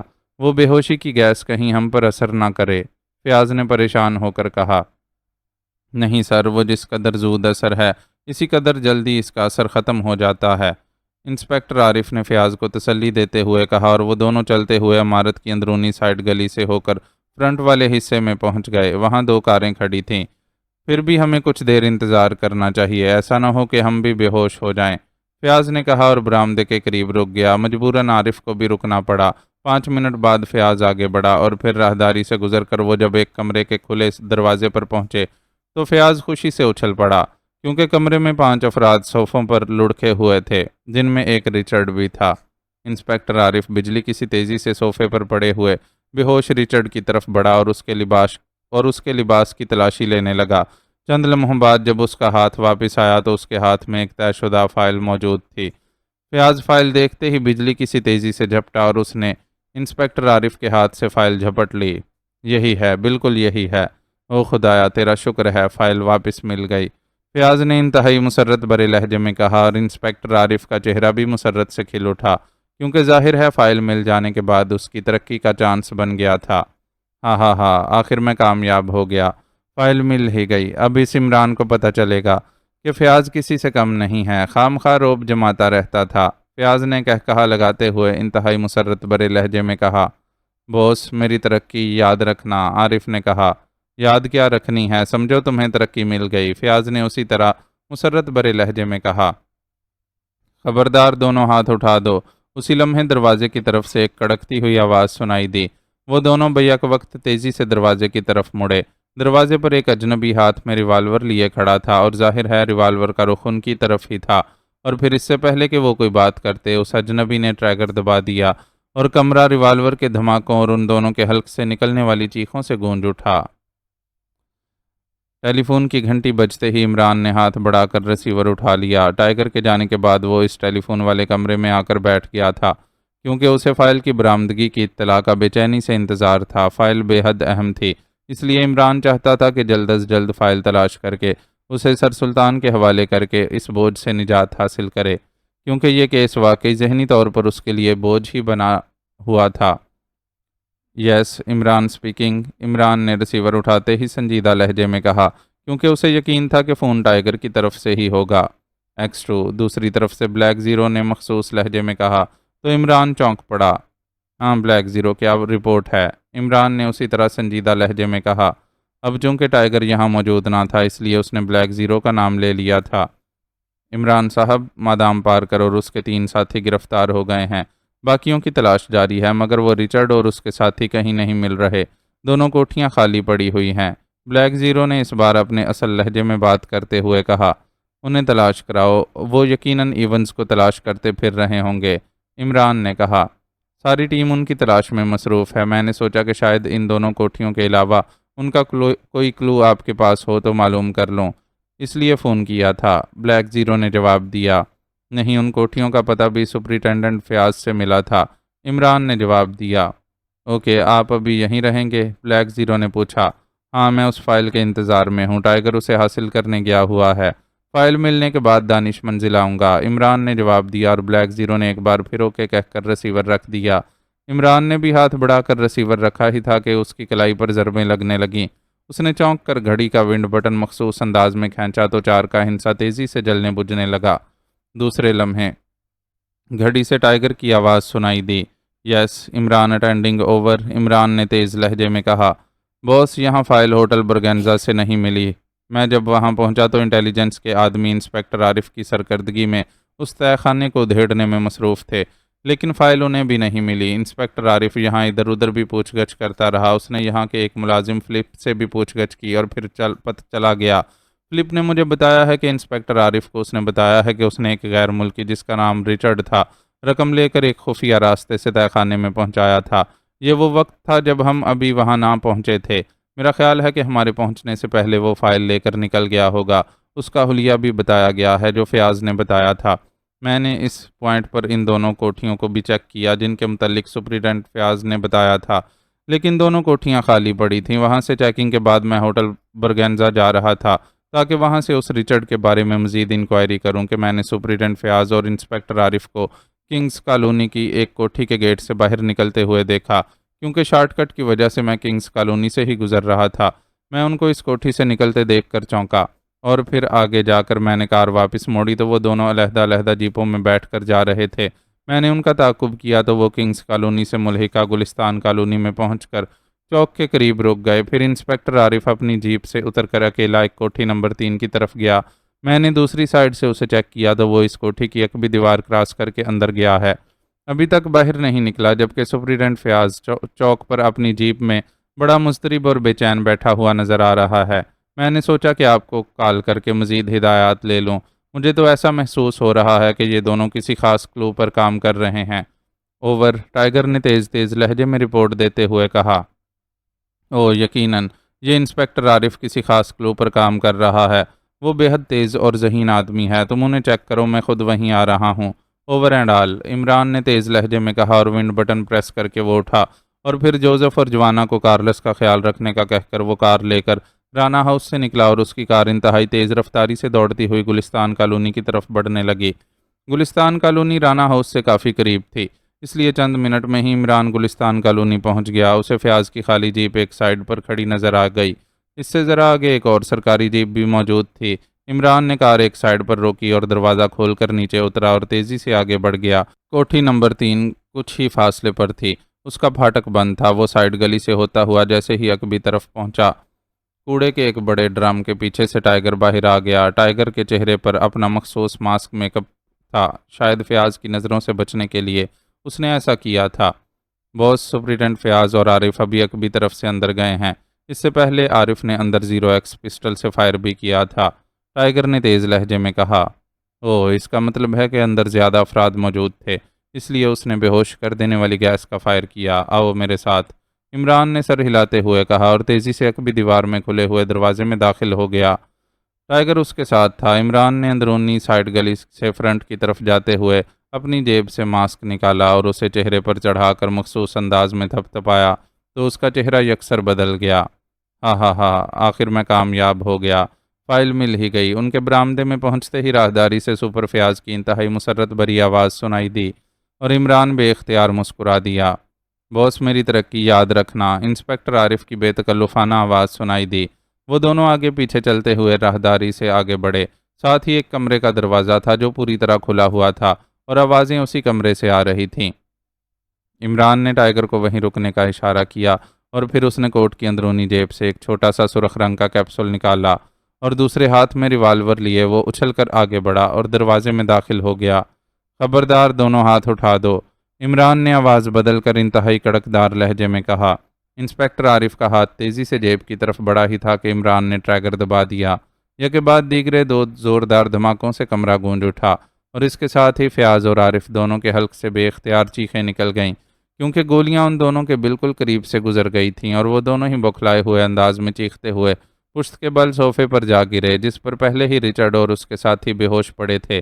پھر اس سے پہلے کہ وہ اٹھتے، عمران نے دوسرے ہاتھ میں پکڑا ہوا کیپسول پوری قوت سے فرش پر مار دیا اور خود سانس روک لیا۔ فیاض اور عارف نیچے گر کر تیزی سے اٹھنے ہی لگے تھے کہ ایک بار پھر چکرا کر گرے اور پھر بے حس و حرکت ہو گئے۔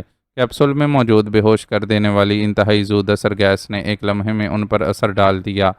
عمران نے اس وقت تک سانس روکے رکھا جب تک اس کے خیال کے مطابق گیس کا اثر ختم نہیں ہوا۔ فائل فیاض کے ہاتھ میں ابھی تک دبی ہوئی تھی۔ چیخ کر گرنے کے باوجود اس نے فائل کو ہاتھ سے نہ چھوڑا تھا۔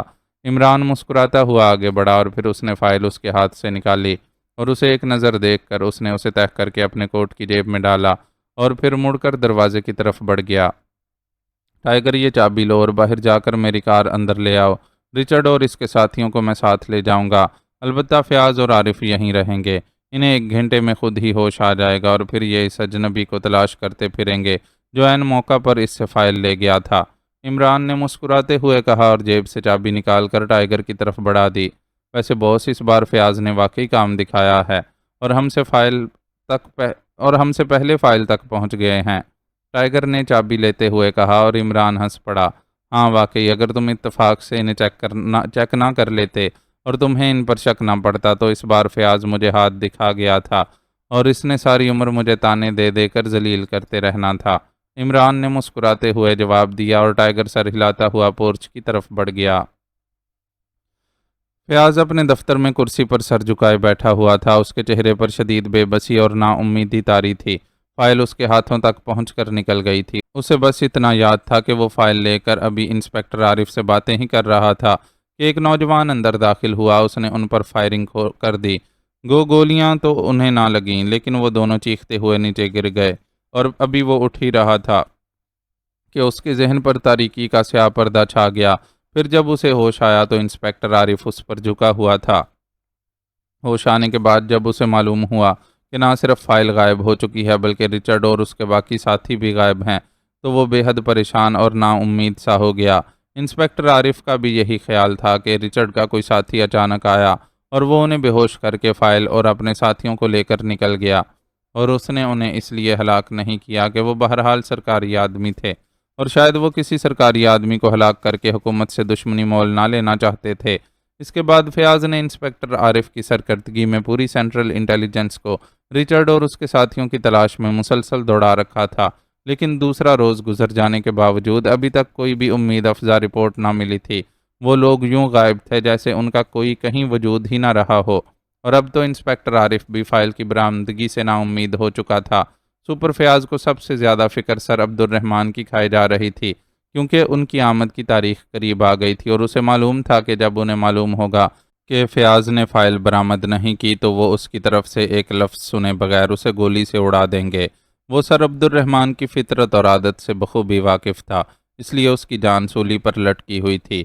ایک بار پھر اسے خیال آیا کہ وہ خودکشی کر لے، لیکن خودکشی کا خیال آتے ہی اس کے ذہن میں عمران کا نام گونجا اور وہ بری طرح چونک پڑا۔ فائل کی برآمدگی کی اس بھاگ دوڑ میں وہ عمران اور کارلس کو تو یکسر بھول گیا تھا۔ ویسے بھی چونکہ وہ خود فائل رچرڈ سے حاصل کر چکا تھا، اس لیے اسے معلوم تھا کہ عمران بھی کارلس کو اٹھا کر لے جانے کے باوجود کچھ حاصل نہ کر سکا ہوگا، لیکن اب اسے خیال آیا کہ اگر وہ پہلے یہ کام عمران کے ذمہ لگا دیتا تو اسے اتنی پریشانی نہ اٹھانی پڑتی، اور اب بھی سر عبد الرحمن کی آمد سے پہلے وہ اگر عمران کو رچرڈ اور اس کے ساتھیوں سے فائل لینے اور پھر آئندہ واقعات بتا کر کسی طرح فائل کی برآمدگی پر رضامند کر لے تو اسے یقین تھا کہ عمران کام دکھا دے گا۔ چنانچہ اس نے ہاتھ بڑھا کر ٹیلی فون کا ریسیور اٹھایا اور تیزی سے عمران کے فلیٹ کے نمبر ڈائل کرنے شروع کر دیے۔ کچھ دیر تک تو بار بار گھنٹی بجتی رہی اور کسی نے ریسیور نہ اٹھایا۔ فیاض تنگ آ کر بند کرنے ہی والا تھا کہ دوسری طرف سے ریسیور اٹھائے جانے کی آواز سنائی دی۔ 1 2 3 مسلسل 11 بار گھنٹی بجنے کے باوجود اگر آپ فون بند کرنے پر آمادہ نہیں ہوئے تو اس کا مطلب ہے کہ آپ کے پاس وقت کی کوئی کمی نہیں ہے، جبکہ اس لحاظ سے آپ اس مصروف ترین دنیا کے خوش قسمت ترین صاحب ہیں۔ اپنا تعارف تو کرا دیجئے اور خوش قسمتی کا وہ راز بھی بتا دیجئے جس کی وجہ سے آپ کے پاس اتنا فالتو وقت ہے، اس سے بہتوں کا بھلا ہوگا۔ دوسری طرف سے ریسیور اٹھتے ہی عمران کی فل سپیڈ میں دوڑتی ہوئی آواز سنائی دی۔ میں فیاض بول رہا ہوں، فیاض نے ہونٹ چباتے ہوئے کہا۔ اس کے ذہن پر چونکہ پریشانی نے ڈیرا جما رکھا تھا، اس لیے اس پر عمران کے ان فکروں نے ذرا برابر بھی اثر نہ کیا۔ فیاض: واہ، پھر تو 2-4 کلو وقت کی فیاضی کر ہی دیجئے۔ بندہ آپ کو تو نہیں بلکہ آپ کے بال بچوں کو ہر وقت تو ممکن ہی نہیں۔ ہاں، جب وقت ملے گا، اور مجھے یقین ہے کہ وقت مل ہی نہیں سکتا۔ 2 روز سے سارا شہر گھوم ڈالا ہے، ایک ایک دکان چھان ماری ہے، لیکن وقت کہیں سے مل ہی نہیں رہا۔ کہتے ہیں آج کل وقت کی بڑی شارٹیج ہو رہی ہے، اور مجھے تو اب پتہ چلا کہ وقت کی باقاعدہ ذخیرہ اندوزی ہو رہی ہے۔ عمران کی زبان ایک بار پھر رواں ہو گئی تھی۔ میں خودکشی کر رہا ہوں، فیاض نے اسی طرح سپاٹ لہجے میں کہا۔ اگر وقت مل جائے خودکشی کرنے کا تو یقین کرو اس سے زیادہ نیک کام ہی کوئی نہیں۔ قرض خواہ منہ پیٹتے رہ جاتے ہیں، بیوی کو نیا لقب مل جاتا ہے، میرا مطلب ہے وہ بیوہ ہو جاتی ہے، بچے یتیم ہو جاتے ہیں، دیکھو کس قدر انقلاب آتا ہے، بڑا انقلابی قدم ہوتا ہے۔ عمران کی زبان ایک بار پھر چل پڑی۔ تو تم چاہتے ہو کہ میں خودکشی کر لوں؟ ٹھیک ہے، ایسے ہی صحیح، فیاض نے ہونٹ بھینچتے ہوئے کہا۔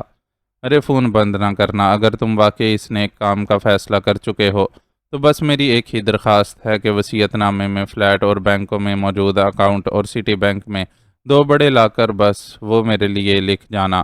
میں اس کے بدلے میں تمہاری یہی خدمت کر سکتا ہوں کہ تمہارے کفن دفن کے انتظامات چندہ کر کے پورے کر دوں گا۔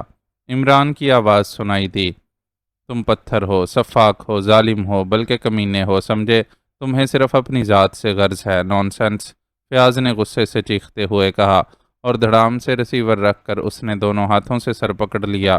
اسے اب اپنے سے زیادہ عمران پر غصہ آ رہا تھا۔ میں پہلے اسے گولی ماروں گا پھر خودکشی کروں گا۔ اس نے کیا سمجھ رکھا ہے مجھے؟ فیاض نے غصے سے بڑبڑاتے ہوئے کہا۔ اسی لمحے میز پر پڑے ہوئے ٹیلی فون کی گھنٹی بج اٹھی، اور فیاض نے اسی غصے کے عالم میں ریسیور اٹھا لیا، کیونکہ وہ جانتا تھا کہ عمران کا فون ہوگا۔ میں تمہیں گولی مار دوں گا پھر خودکشی کروں گا، تم جیسے ظالم کمینے کٹھور آدمی کو زندہ رہنے کا کوئی حق نہیں ہے۔ فیاض نے ریسیور اٹھاتے ہی حلق کے بل چیختے ہوئے کہا۔ فیاض صاحب، یہ آپ کیا کہہ رہے ہیں؟ میں انسپکٹر عارف بول رہا ہوں۔ دوسری طرف سے انسپکٹر عارف کی حیرت بھری آواز سنائی دی۔ تم کیوں بول رہے ہو نان سینس؟ میں سمجھا وہ کمینہ عمران بول رہا ہے۔ فیاض نے بوکھلائے ہوئے لہجے میں کہا۔ جناب، میں نے اس لیے فون کیا ہے کہ آپ رپورٹ کے منتظر ہوں گے، جبکہ سارا شہر چھان مارنے کے باوجود اب تک رچرڈ اور اس کے ساتھیوں میں سے ایک آدمی بھی ہاتھ نہیں آیا، اور نہ ہی اس فائل کا کہیں پتہ چلا ہے۔ انسپکٹر عارف نے کہا۔ تم سے کچھ بھی نہیں ہونا، تم میں اتنی صلاحیت ہی نہیں ہے کہ کام کر سکو۔ نہ جانے کس احمق نے تمہیں بھرتی کرا دیا ہے۔ یہ حالت ہے، اور مجھے کہتے ہو کہ مجھے سینئر انسپکٹر بنا دو، ترقی دے دو۔ اس برتے پر ترقی مانگ رہے تھے؟ نان سینس، ڈیم فول، فیاض نے انتہائی غصیلے لہجے میں کہا، اور ریسیور کریڈل پر پٹک دیا۔ غصہ تو فیاض کو عمران پر آ رہا تھا، لیکن درمیان میں انسپکٹر عارف کی شامت آ گئی تھی۔ ترقی مانگ رہا تھا؟ نان سینس، ملے گی تمہیں ترقی، مجھے سر عبد الرحمان گولی مار دیں گے اور اسے ترقی ملے گی، فیاض نے اسی طرح غصیلے انداز میں بڑبڑاتے ہوئے کہا، اور ایک بار پھر دونوں ہاتھوں سے سر پکڑ لیا۔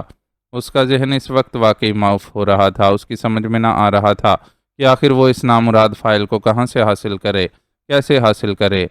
لکھ لیا وصیت نامہ؟ کچھ دیر بعد اچانک دروازے سے عمران کی آواز سنائی دی، اور فیاض نے چونک کر سر اٹھایا۔ اس کی آنکھیں سرخ ہو رہی تھیں۔ تم کمینے، اب تم یہاں بھی میرا دل جلانے آ گئے ہو۔ تم دونوں باپ بیٹے ایک جیسے ہو، ظالم کمینے، دفع ہو جاؤ، نکل جاؤ، آئی سے گیٹ آؤٹ، فیاض نے غصے کی شدت سے بپھرے ہوئے لہجے میں کہا۔ باپ بیٹے تو ہوتے ہی ایک ہیں، باپ بیٹے جو ہوئے۔ ویسے ایک بات تو بتاؤ، تمہیں کس حکیم نے نسخے میں لکھ کر دیا تھا کہ تم انٹیلیجنس کے دائرہ کار سے باہر نکل کر سیکرٹ سروس کے دائرہ کار میں مداخلت کرو؟ اچھے بھلے اپنے دھندے میں لگے ہوئے تھے، اور بینک بیلنس تیزی سے بڑھتا جا رہا تھا۔ عمران نے ہونٹ بھینچتے ہوئے کہا۔ Secret service? کیا مطلب؟ سیکرٹ سروس کا اس فائل سے کیا تعلق؟ فیاض نے حیرت بھرے لہجے میں کہا۔ بڑا تعلق ہے، ان کا کام بھی یہی ہے کہ ایسی گمشدہ فائلیں تلاش کریں اور بین الاقوامی مجرموں کو گرفتار کریں۔ اور یہ بھی بتا دوں کہ رچرڈ اور اس کے ساتھی سیکرٹ سروس کی تحویل میں پہنچ چکے ہیں، اور وہ فائل بھی X2 کی تحویل میں ہے۔ اور ساتھ ہی یہ ضروری اطلاع بھی دے دوں کہ X2 سینٹرل انٹیلیجنس کے سپرڈنٹ، جس کا نام فیاض ہے، کے خلاف غداری کا مقدمہ چلانے اور اس مقدمے میں اسے سزائے موت دینے کے بارے میں غور و فکر کر رہا ہے۔ اور تم جانتے ہو کہ پاک ایشیا سیکرٹ سروس کا چیف X2 کس قدر با اختیار ہے۔ صدر مملکت اس کا فیصلہ ماننے پر مجبور ہوتا ہے۔ عمران نے بڑے سنجیدہ لہجے میں کہا تو فیاض کی حالت دیکھنے والی تھی۔ اس کی آنکھیں خوف اور دہشت سے پھٹ گئی تھیں، چہرہ اس قدر زرد پڑ گیا تھا جیسے اس کے جسم کا سارا خون کسی نے نچوڑ لیا ہو۔ ہونٹ چند لمحوں میں اس قدر خشک ہو گئے تھے کہ ان پر پپڑی جمی نظر آنے لگ گئی تھی۔ چیف ایکس2 ہو، پھر تو میری موت یقینی ہے۔ وہ تو دنیا کا سب سے ظالم آدمی ہے۔ سر عبد الرحمن تو شاید معاف بھی کر دیں مگر وہ تو معاف نہیں کرے گا۔ میں نے اس کے متعلق بہت سن رکھا ہے۔ اب واقعی خودکشی کے سوا اور کوئی چارہ نہیں ہے۔ فیاض نے ایسے لہجے میں کہا جیسے الفاظ خود بخود اس کے منہ سے پھسل کر باہر آ رہے ہوں، اور پھر اس نے ایک جھٹکے سے دراز کھولی اور ریوالور باہر نکال لیا۔ اس کی آنکھیں بے نور سی نظر آنے لگیں، ایسے جیسے وہ عمران کو دیکھنے کے بجائے خلا میں جھانک رہا ہو۔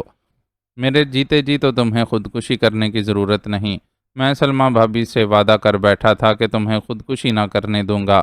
ویسے تم اپنی مرضی کے مالک ہو، میں کیا کہہ سکتا ہوں؟ عمران نے مسکراتے ہوئے کہا۔ مگر وہ ایکس2، وہ ظالم اور سفاک چیف، وہ تو کسی کی مانتا ہی نہیں۔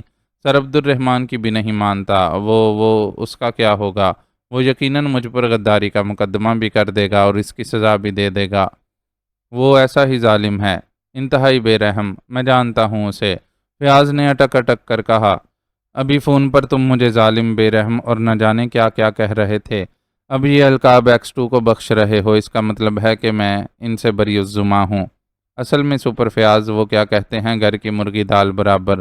تم نے کبھی میری قدر ہی نہیں کی۔ میں چاہوں تو ایکس2 کی مجال ہے کہ تمہارے خلاف کوئی کارروائی کرنے کا سوچ بھی سکے۔ اور یہ بھی بتا دوں کہ اگر میں چاہوں تو ایکس2 خود وہ فائل سر سلطان کے پاس بھجوا دے۔ یہ کہہ کر کہ یہ فائل فیاض نے اپنی محنت سے حاصل کی ہے، اور نہ صرف فائل بھجوا دے بلکہ تمہیں شاندار خراج تحسین بھی پیش کرنے پر مجبور ہو جائے۔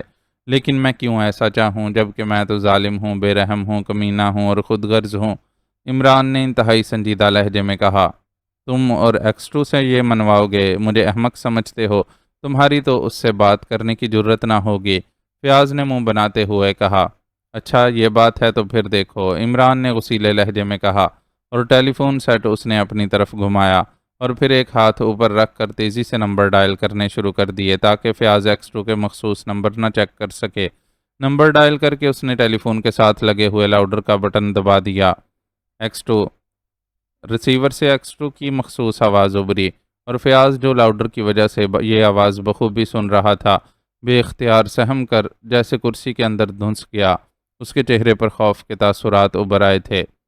عمران بول رہا ہوں جناب، آپ کو تو معلوم ہے کہ سپرنٹینڈنٹ فیاض میرا دوست بھی ہے اور محسن بھی، اور پھر اس کی بیوی سلمہ بھابھی کو میں اپنی سگی بہن بھی سمجھتا ہوں۔ عمران نے مؤدبانہ لہجے میں کہا۔ فضول باتیں مت کرو، میرے پاس فضول باتوں کا وقت نہیں ہے۔ فون کرنے کا مقصد بتاؤ۔ ایکس2 کے لہجے میں غراہٹ ابھر آئی۔ جناب یہ فضول بات نہیں ہے، سلمہ بھابھی کے بیوہ ہونے یا نہ ہونے کا مسئلہ ہے۔ اگر میں آپ سے سفارش کروں تو کیا آپ میری سفارش مان لیں گے نا؟ آخر میں نے آپ کی ہمیشہ خدمت کی ہے۔ عمران نے ایسے لہجے میں کہا جیسے وہ ایکس2 کے غرانے سے خاصا خوف زدہ ہو گیا ہو۔ سنو عمران، اس سے پہلے میں فیاض کے بارے میں تمہاری سفارش مان چکا ہوں، اس لیے اب مزید کوئی بات نہیں سنوں گا، اور نہ آئندہ اس موضوع پر مجھ سے بات کرنا۔ ایکس2 نے انتہائی کرخت لہجے میں کہا، اور اس کے ساتھ ہی رابطہ ختم ہو گیا۔ کیا تم نے میری سفارش کی تھی اور ایکس2 مان گیا؟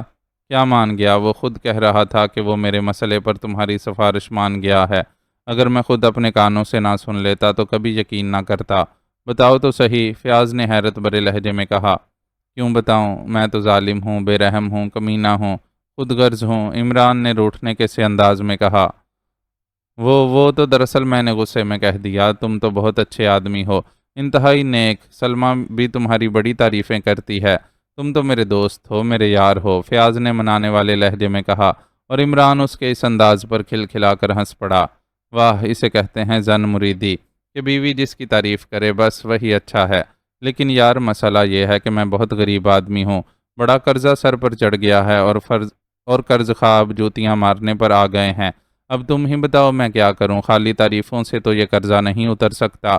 عمران نے منہ بناتے ہوئے کہا۔ کس میں یہ جرت ہے کہ میرے یار کو جوتیاں مارے؟ میں اسے جیل میں نہ سڑوا دوں گا، گولی نہ مار دوں گا، فیاض نے غصیلے لہجے میں کہا۔ لیکن وہ قرضہ تو پھر بھی قائم رہے گا، وہ جیل سے بھی دعویٰ کر سکتے ہیں۔ عمران نے سر ہلاتے ہوئے کہا، بولو کتنا قرضہ ہے، بولو ابھی بتاؤ، میں دیتا ہوں تمہیں رقم۔ دوست کی عزت سے رقم زیادہ اہمیت نہیں رکھتی، منہ پر مارو جا کر ان کے رقم، یہ بھی کوئی بات ہے؟ فیاض نے پرجوش لہجے میں کہا، اور تیزی سے اس نے دراز کھولی اور اس میں سے ایک چیک بک نکال کر اس پر دستخط کیے اور پھر چیک پھاڑ کر عمران کی طرف پھینک دیا۔ لو، جتنا قرضہ ہوا اس پر درج کر لینا۔ کمال ہے، دوستوں کے ہوتے ہوئے کوئی تمہیں کیسے کچھ کہہ سکتا ہے؟ ہاں اب تو بتاؤ تم نے کیا سفارش کی تھی؟ X2 سے جو وہ مان گیا، فیاض نے کہا۔ واہ، دوست ہوں تو ایسے ہوں، عمران نے مسکراتے ہوئے کہا اور چیک طے کر کے اس نے جیب میں رکھ لیا۔ میں نے X2 سے سفارش کی تھی کہ فیاض کو گولی مارنے کی سزا دینے کی بجائے پھانسی لگا دی جائے، آخر وہ میرا دوست ہے، اور X2 نے ازراہ کرم میری سفارش مان لی۔ دیکھو نا کتنی بے عزتی ہے کہ فائرنگ سکواڈ بندوقیں لے کر سامنے کھڑا ہو اور پھر دھماکوں سے کئی گولیاں لگیں اور آدمی مر جائے۔